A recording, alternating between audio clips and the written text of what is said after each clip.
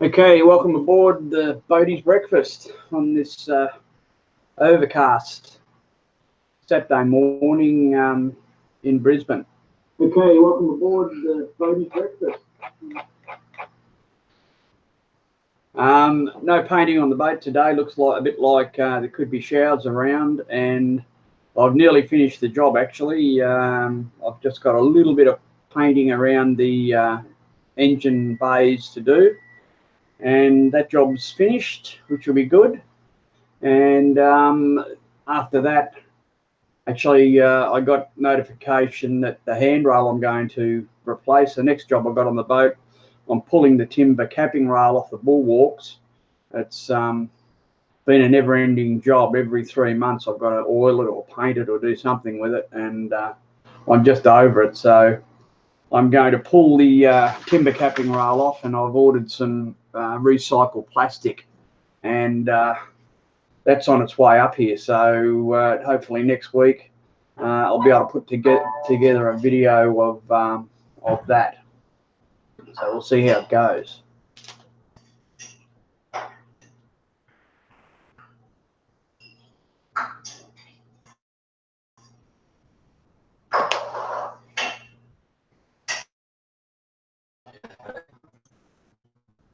And I talk about lithium batteries, and one of the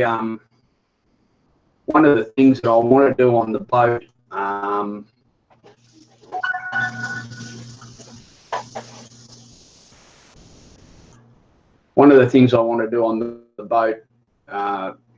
pretty soon when I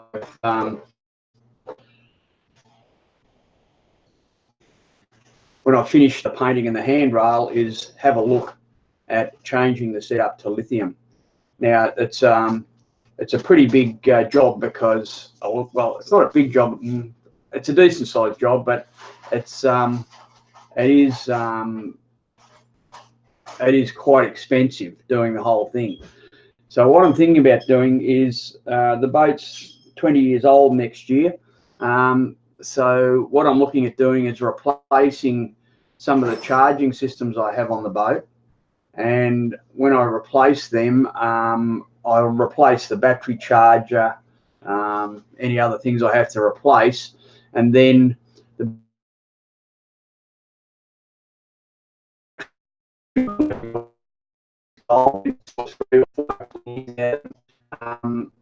then when they buy, I should be to eventually go to lithium. So that way I'm going to split the cost up over a few years, which in my case.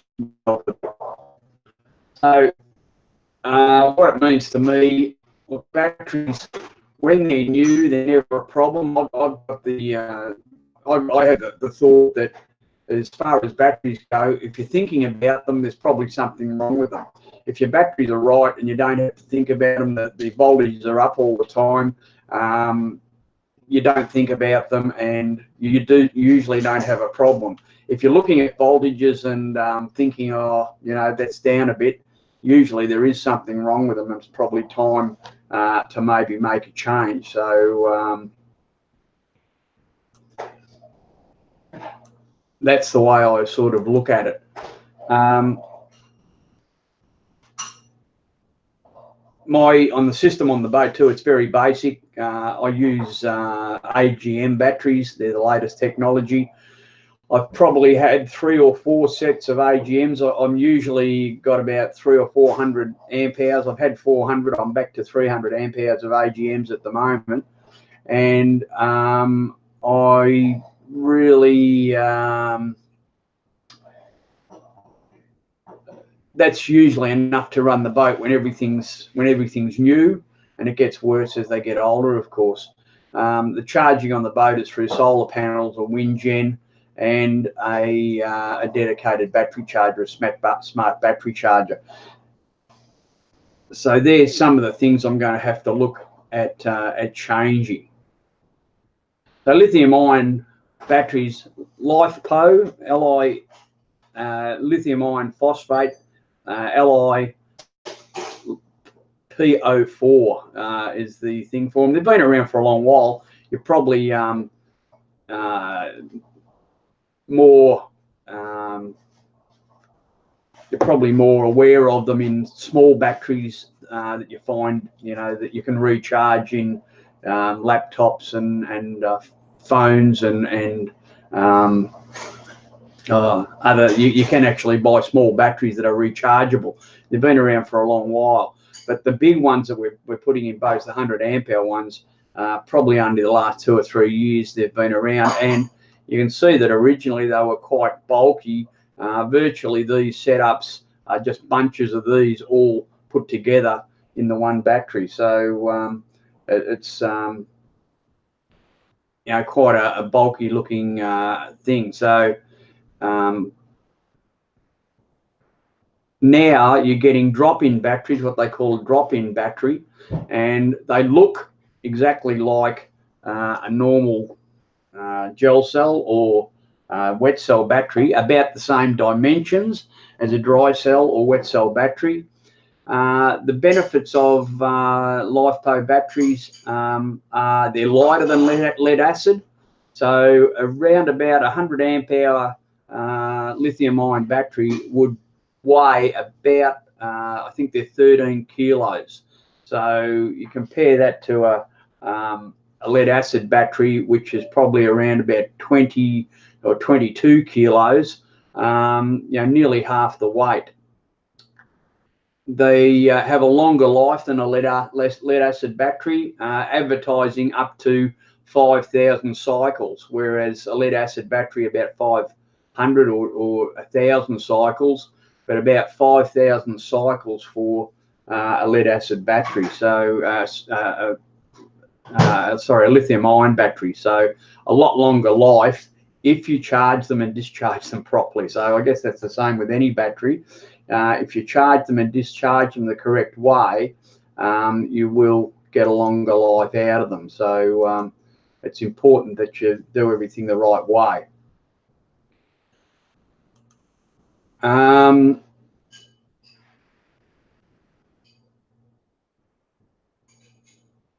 The newer models of these drop-in or replaceable batteries have a built-in BMS. With lithium-ion batteries, you need a battery management system, or BMS, and what that does is it just ensures that all the cells in the battery are pushed up to the same level when they're charged. So they don't let, apparently the batteries, if you get a cell that goes down or it's got a lower voltage, it's going to affect the battery and probably kill it in the end. So all of these batteries, or the newer ones, have a built-in battery management system.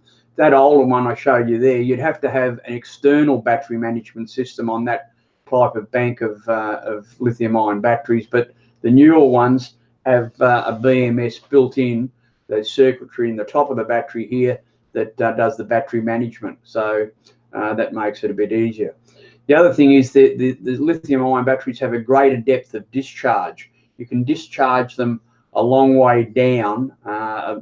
With a lead acid battery, you can discharge it to about 50%. If you discharge it lower than 50%, you're starting to affect the life of the lead acid battery. But with lithium ion, some of the sites you look at say you can discharge them completely, but I think you probably would have a bit of an effect on the battery's life discharging it completely all the time, although your phone goes flat and it doesn't seem to kill it. But I think from what I've read, that about 20%. So to keep the battery healthy, you're better off discharging the lithium ions down to about 20% of charge. The other good thing about it, and it's pretty important, they've got a faster recharge time. With lead acid batteries, the smart chargers have usually got an algorithm in them that puts a bulk charge in first, and then once that brings it up to a certain level or certain voltage, then it'll put in a float charge, which you might have a, say on my boat, it's a 40 amp smart charger. When you first start charging them, it's whacking in 40 amps, but within an hour, it's probably dropped back to about 5. So it puts that bulk charge in for a while, and then it floats down to about 5, and it'll float there for 2 or 3 hours, and then it goes into just accumulation mode, which is just putting a very small amount into the battery. And on a lead acid battery, it's probably important to do that because a lead acid battery will discharge over time without any load on it at all. So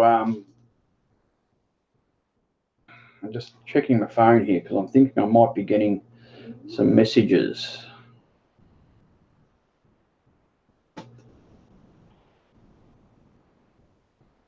No, I don't know if there's anyone watching, but anyway, I hope you can. I'm broadcasting this from home at the moment, so the internet speed is quite slow, but I think it's still getting out.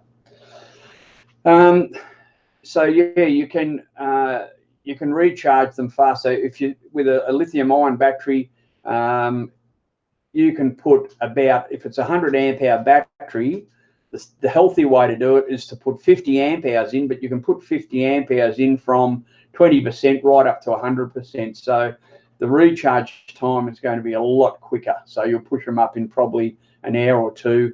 You're probably 2 hours from dead flat to right up with a lithium-ion battery. You can whack the 100 amps in and charge them up really quick. Whereas a lead acid battery, you'd be charging them for 4 or 5 hours to get them full. And as I was saying, they don't discharge. You can leave them without a load on them, and they don't discharge over time. They hold their charge without losing that charge. So the downside of them is that they've got a different charging algorithm to the lead acid battery. So my old battery charger, how you going, guys? There's a few there on the side. When you get up late, I've already got. I nearly did, but just woke up in time. Shieldsy and Jerome, how you going? Anyway, you can watch it later on. But anyway, a different charging algorithm. So with the lead acid battery, as I said, they've got a bulk, then an absorption, then a float charge, but it's a different algorithm for lithium-ion batteries. So my battery charger, it's not going to work on lithium ions. If you get onto the net and have a look at all the YouTube sites, there are people saying that you can do this and you can do that. But look, my battery charger is nearly 20 years old now, and I think I've had a pretty good run out of it. So I think it's probably a good time to change. The other downside of lithium ions is, how you going, Richard? The other downside of the lithium ions is that they're more expensive, of course, than lead acid. Now, if you talk more expensive, you'll watch YouTube. Of course, what they're going to say is because you get such a long life out of the lithium ions, they're actually cheaper than lead acid. So the benefits of them is because you can discharge them more or down to a greater depth of discharge, you virtually shouldn't have to have as many of them. But if you do, you're going to keep them healthier by not just discharging them too much. And they reckon that a lithium-ion battery is probably as good as having 3 lead-acid batteries of that size in your bank. So if you look at it that way, it's probably not more expensive than lead acid. And I don't know, the jury's out. So there's a lot of boats doing it now. I noticed on YouTube, there's a lot of people out there putting lithium ions on their boat. Hopefully my lead acid batteries go another 3 years, and we'll have a good bit of a test to see. But I noticed that they do give some pretty long warranties. There's one mob around, I think, that are giving a 10-year warranty on their battery. So and the reading and the research I've done on it, a lithium-ion battery should last you, 6 or 7 years. And then even after that time, the battery's not dead, but it's only 70% as efficient as it was when it was new. So if you can charge it to 100% for most of the time, but then if you get 5 or 6 years out of it, and then it's only going to charge to 70%. So you're still getting a fair bit of, they won't just die completely. Like a cell goes down in a lead acid battery and the thing just goes flat virtually, but apparently they don't do that. But they just are not as efficient as time goes by, as you use up the cycles. So that's something to think about as well, but pretty expensive. 100 amp hour lithium ion battery. Now there's one called DCM, I think they're called. It's an Australian company. Looks all right. I think his 100 amp hour batteries, drop-in batteries like this one, you're looking at about $1,200 per battery. So they are coming down in price, and hopefully down the track, you know, hopefully when my batteries eventually die, and look, I hope to get 3 or 4 years out of them, when they're gone, hopefully the lithium ions are a bit cheaper, and they'll make it a bit easier to put them on the boat.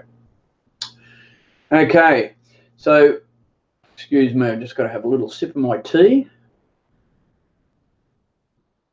Thanks, Beverly. Beautiful. There's probably a bit of lag in this broadcast too, because I'm doing it from Bev's place on the computer, and the internet speed is really slow. So I think there's about a 10 second or 15 second lag, but I think it'll be coming out all right. Okay, battery chargers need a different algorithm. So I'm looking at battery chargers, and the two I'm sort of looking at are Victron and Master Volt, and they're pretty good battery chargers. I'm tossing up. I thought I was going to go for a charger inverter. The system I've got on the boat now, my battery charger is a 40 amp Xantrax, and as I said, 20 years old. It's quite a small unit compared to the newer ones I'm probably going to have to put on, but I've got room. I run a 700 watt inverter, and all that does is charge the laptop, the phones, run the TV. That's all we use the inverter for. I don't do any heavy current draw on the inverter. And we've got the genset. So I really need to run the genset for probably an hour a day, just to keep our hot water hot. I've just got a normal 240 volt hot water service on the boat, and the genset pushes that up. Yeah, thanks, Jerome. And that when the genset comes on, that's going to switch on the battery charger, of course, and it'll charge the batteries up. So that's my system, and I was thinking of putting an inverter charger on and maybe drawing some heavier loads off the batteries, because probably with the lithium ion I might have a bit more capacity there. But I talked to a good mate who's very cluey on electrics. He's actually a auto elect, but he's built his own boat, knows boats, and he's pretty good at giving information. You know, we talk a lot, and I talked to him last night about it actually, and he said I wouldn't go for an inverter charger. I'd just go for the charger and have the small inverter that you've got, keep it the way it is. So I'm looking at doing that. So I've changed my plans a little bit, and I'm looking at just straight chargers now. And the downside of that is I don't think there's as many features on the straight chargers as there are on the inverter chargers. But Master Volt have got a pretty good one.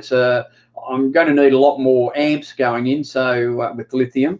So I'm going to go. They've got one that's 100 amp charger, and I'm sort of looking at that, but I'm still just doing all the study on it at the moment. I'm not ready to purchase yet, but I have talked to someone on the Gold Coast that's really good, and they're giving me some good information. So I'm looking at that. Then I've got to buy new solar regulators as well, because the algorithms in them are no good for lithium, so I'm going to have to replace them.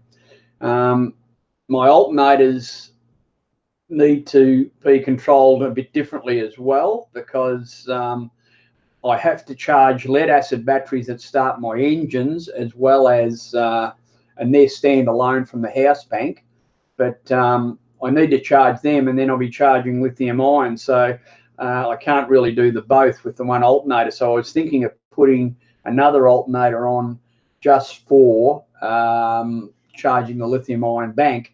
But then there is a DC to DC charger that I already have on the boat. Of course, the one I've got doesn't have the algorithm for lithium ion, so I'd have to replace that. Red Arc make one, and probably the best way to do it would be to do that, leave the alternator the way it is, and that'll work out 100 amps, and then that'll charge up my starting batteries, and when they're full, it'll take that 100 amps and put them into house bank. So that's probably the best way of doing that.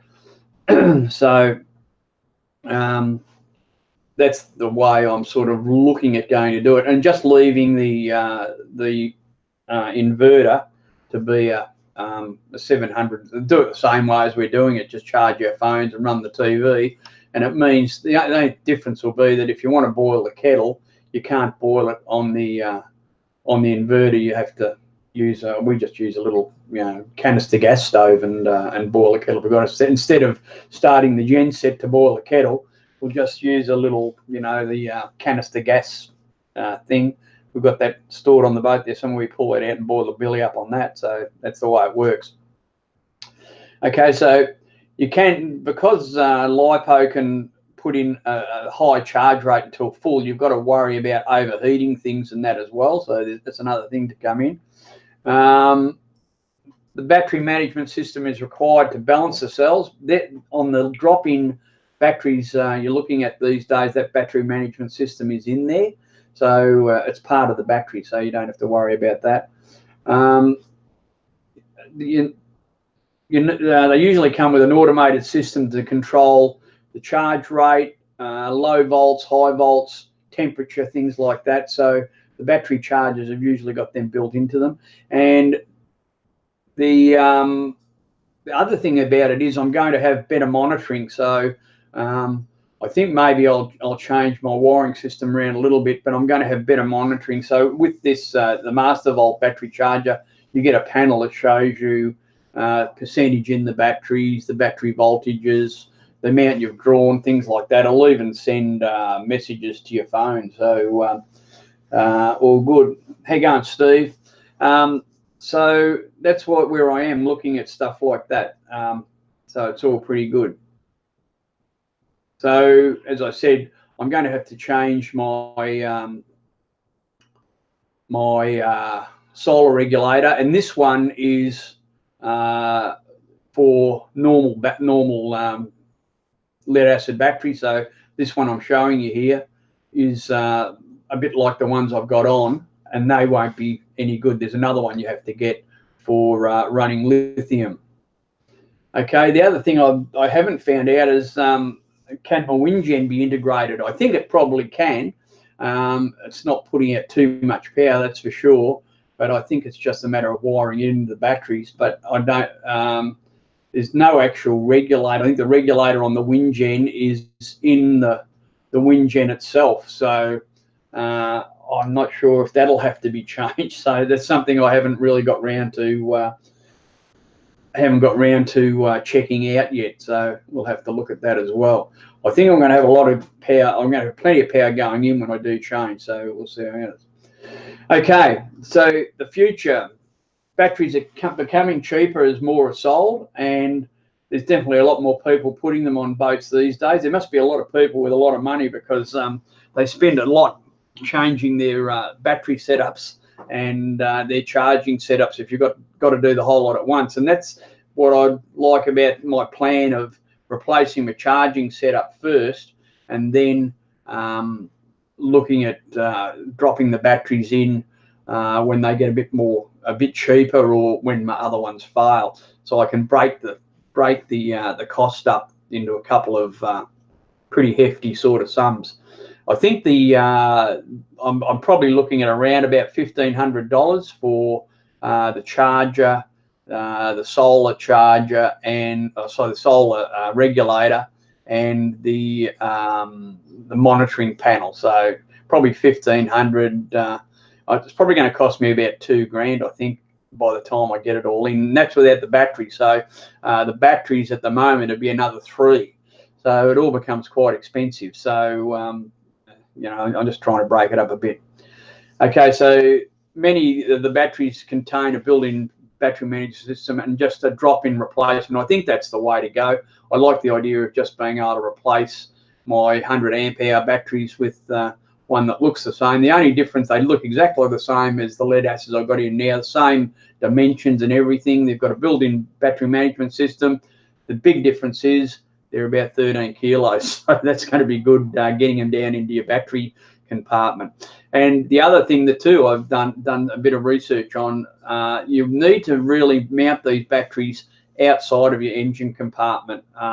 Better off putting them in a more of a temperature stable environment than down in your engine room. They don't like to be charged when it's below 3 degrees, I think it is. So if it's really cold, you can damage the battery by charging it when it's really cold. I don't think it's a real problem up here in Queensland, but it might be a problem for Jerome down in Tassie. But something you want to think about too if you're thinking about going that way. The battery chemistry is improving. Like, a lot of people are worried about fire on board, but I think from what I've looked at, the lithium ion is a pretty stable sort of chemistry. And I've looked at the videos on YouTube where they drive a nail through a mobile phone battery and it virtually explodes. Well, I can't really see that happening, but as time goes on, and I noticed that on YouTube too, some of the study I've been doing, one guy had a battery built and he had a multimeter on it, was putting out 12 volts or 3 volts, I think it was, and he started cutting it up with a pair of scissors, and he cut it down to a very small thing. It was still putting out 3 volts. So it's you know, there are chemistries out there that are very non-volatile, so it's getting better all the time. The other thing too about lithium-ion batteries is when you're discharging them, they hold the output current until they're nearly discharged. With a lead-acid battery, as the capacity of the battery drops, as you use it, the voltage drops. So if you get down to under 50%, you're probably down to about 10 or 11 volts. And that's how I actually monitor the state of my batteries, is just by voltage. That's the only way I monitor it at the moment. So I'm sort of watching them, and when the voltage gets down, I know it's time to charge them up. Well, it's done pretty automatically with the solar panels and that. But if I notice that I've got low voltages, I've got to run the genset for a bit more time to push them up.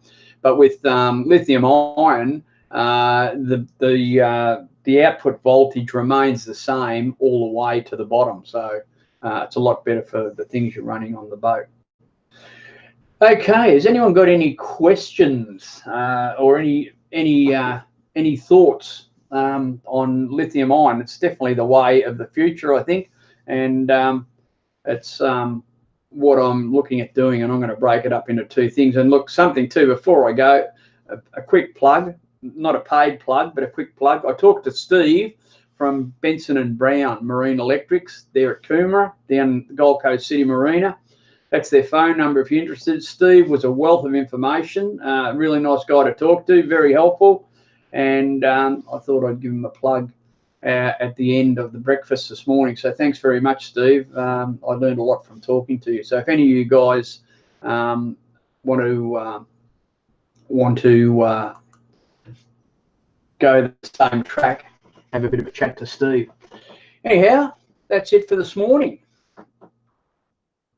Yeah, the weight difference, Jerome, is fantastic. Like, if you're looking at it really, if you're looking at a 100 amp hour battery, I'd say you'd really, for lead acid batteries to do the same job as lithium ion, you'd have to have 2 100 amp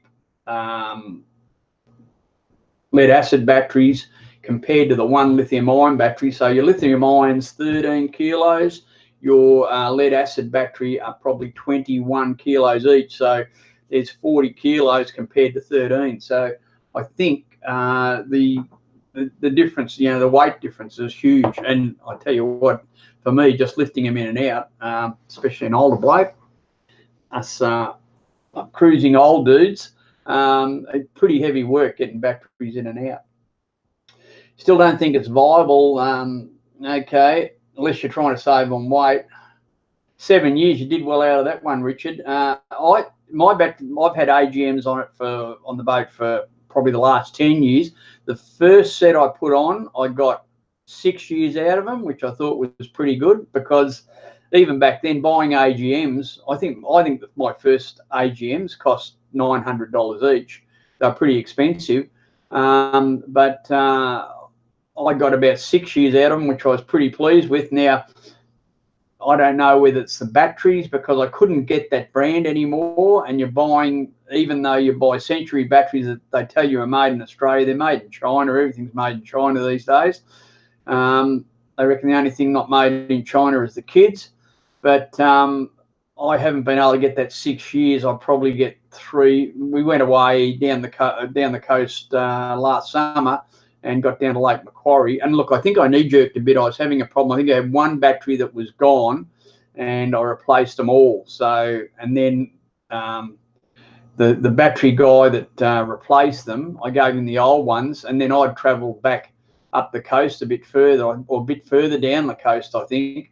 And he rang me and said, "Oh, these batteries aren't too bad. Do you want them back?" And of course, I didn't have any way of getting them back. So maybe I could have got a bit more out of those. But yeah, sometimes I've only got 2 years out of the gel cells, which is not a great rap. The original batteries I had in the boat were the old Trojan wet cells, and I used to get 2 years out of them, but they were you had to put water in them all the time, and they were just too labour intensive, so I got away from them.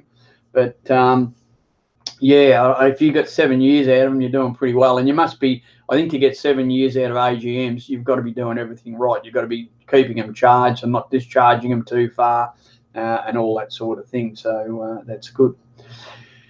Anyway, been good talking to all you guys. Thanks for coming on board this morning. You'll have to start giving me some ideas of things to talk about. I don't mind researching it a bit during the week, and there's a few things I know about, but I always like to brush up on it. So if you've got anything you want to talk about, please let us know. Yeah, and we'll see where the next Boaties breakfast takes us. Anyone else got anything to add to that before I stop the broadcast?